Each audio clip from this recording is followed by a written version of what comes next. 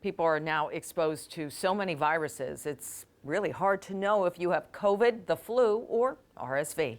News 12 Connecticut's Mark Sudol hears from a local doctor and what daycares are now seeing. You've never all had to say that. Doctors say we are now in one of the highest levels of respiratory viruses we have seen in a long time.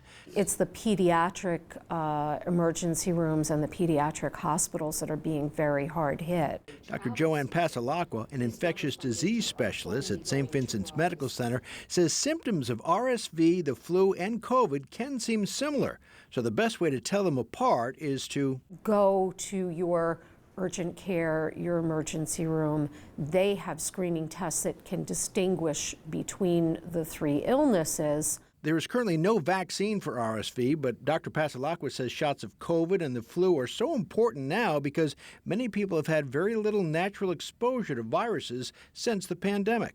Our natural immunity that we would ordinarily carry toward viruses like RSV and influenza have waned significantly over the last 2 years. They tried to intubate her 7 times.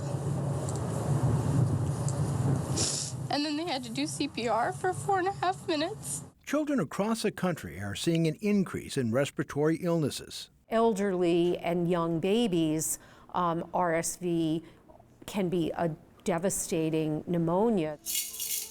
But Alina Gutierrez at Three Little Bears Daycare says so far she hasn't seen any cases of RSV. We have had the flu, COVID, where staff has had to quarantine. Gutierrez says she is vigilant about following the CDC and state guidelines. We just sanitize our hands, wash our hands after taking care of the children, feeding them. Doctors advise to be extra careful around friends and family this holiday season. In Bridgeport, Mark Sudol, News 12 Connecticut. And for more information on RSV, we have a link at news12.com.